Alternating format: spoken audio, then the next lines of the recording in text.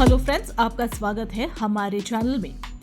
आजकल दुनिया में जियोपॉलिटिकल तेजी से बढ़ रही है और इस चेंजिंग ग्लोबल ऑर्डर में यूरोप अपने डिफेंस पॉलिसी को लेकर एक बड़े फैसले के करीब है। यूरोप अब अमेरिका के ऊपर अपनी मिलिट्री डिपेंडेंसी कम करना चाहती है और इसका मतलब है कि वो अपने लिए खुद के एडवांस वेपन सिस्टम डेवलप करेगा और यूएस वेपन पर अपना भरोसा कम करेगा। ये सिर्फ पैसे की बात नहीं, बल्कि अपनी स्ट्रेटेजिक इंडिपेंडेंस और सिक्योरिटी को लेकर एक बड़ा पॉलिटिकल और इकोनॉमिक मूव है।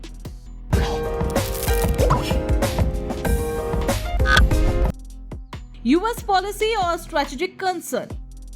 पिछले कुछ सालों में, खासकर डोनाल्ड ट्रंप के टेन्योर में, अमेरिका ने बार बार यूरोप पर यह प्रेशर डाला कि वो अपना डिफेंस खुद संभाले और अपना स्पेंडिंग बढ़ाए। साथ ही यूएस ने यूरोपियन कंट्रीज पर अपने ही आर्म इंडस्ट्री प्रमोट करने और यूएस मेड वेपन्स खरीदने को मजबूर भी किया।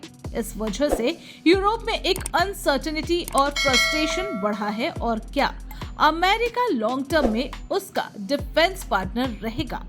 ये अनसर्टेनिटी यूरोप को सोचने पर मजबूर कर रही है कि क्या वो अपने सिक्योरिटी के लिए यूएस पर इतना डिपेंडेंट रहे या अपनी खुद की डिफेंस इंडस्ट्री को स्ट्रॉन्ग बनाए। यूरोप को स्ट्रेटेजिक ऑटोनॉमी की जरूरत। यूरोप अब एक ऐसे रास्ते पर है जहां वो अपनी मिलिट्री और डिफेंस कैपेबिलिटीज को खुद डेवलप करना चाहता है।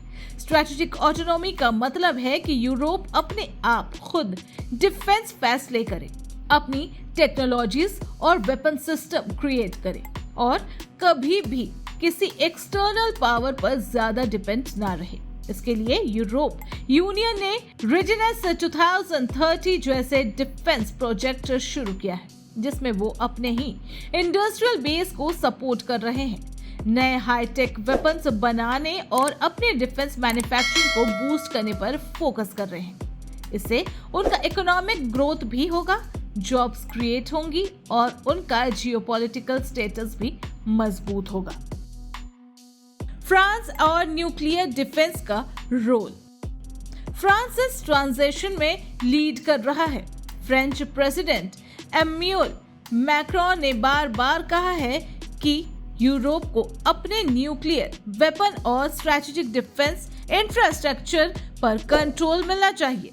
फ्रांस अब जर्मनी और दूसरे यूरोपियन देशों के साथ मिलकर एक unified European nuclear posture create करने के बारे में सोच रहा है, जिससे रशिया जैसे स्ट्रेटेजिक चैलेंजेस के जवाब में यूरोप की सिक्योरिटी ज्यादा सेल्फ रिलायंट हो सके।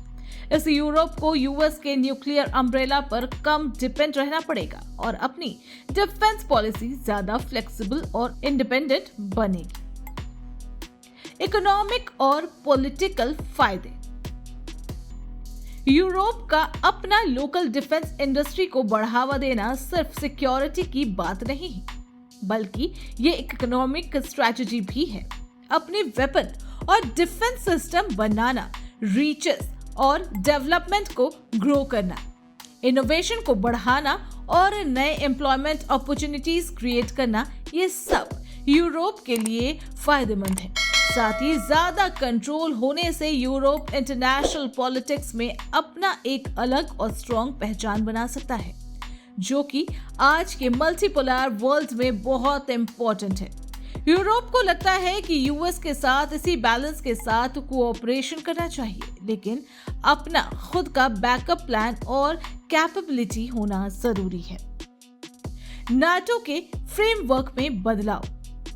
ये बात भी समझना जरूरी है कि यूरोप अपनी स्ट्रेटेजिक इंडिपेंडेंस चाहता है। इसका मतलब नाटो को ड्रॉप करना नहीं, बल्कि यूरोप के लीडर्स चाहते हैं कि नाटो एक ज्यादा बैलेंस अलायंस बने, जहां यूरोप अपनी फैसिलिटीज और डिफेंस कैपेबिलिटीज को मजबूत करे, ताकि वो अलायंस में अपनी वजन बढ़ा सके और खुद को एक स्ट्रॉन्ग पार्टनर साबित कर सके। यूएस से दूरी निकालना इजंट एंटी अमेरिका, बल्कि एक प्रैग्मेटिक अप्रोच है ताकि यूरोप अपने फ्यूचर के थ्रेट्स का बेहतर सामना कर सके। तो यूरोप का यूएस वेपन से दूरी बनाना एक बड़ा और स्ट्रेटेजिक डिसीजन है जो उनकी पॉलिटिकल, इकोनॉमिक और मिलिट्री जरूरतों से जुड़ा हुआ है। इससे यूरोप अपने डिफेंस सिस्टम को मजबूत करना चाहता है, अपने ही हाईटेक इंडस्ट्रीज को बढ़ावा देना चाहता है और किसी भी एक्सटर्नल पावर पर ज्यादा डिपेंड रहने से बचना चाहता है। यह ट्रेंड आगे चल के ग्लोबल पावर बैलेंस को भी बदल सकता है, क्योंकि सेल्फ रिलायंट यूरोप एक नए ग्लोबल ऑर्डर की तरफ बढ़ रहा है। आने वाले समय में हम देखेंगे कि ये स्ट्रैटेजी यूरोप को कितना मजबूत और इंडिपेंडेंट बना पाती है। अब आपको क्या लगता है? नीचे कमेंट में जरूर बताएं और वीडियो इंफॉर्मेटिव लगी हो तो वीडियो को लाइक, शेयर और चैनल को सब्सक्राइब करना न भूलें। Thanks for watching.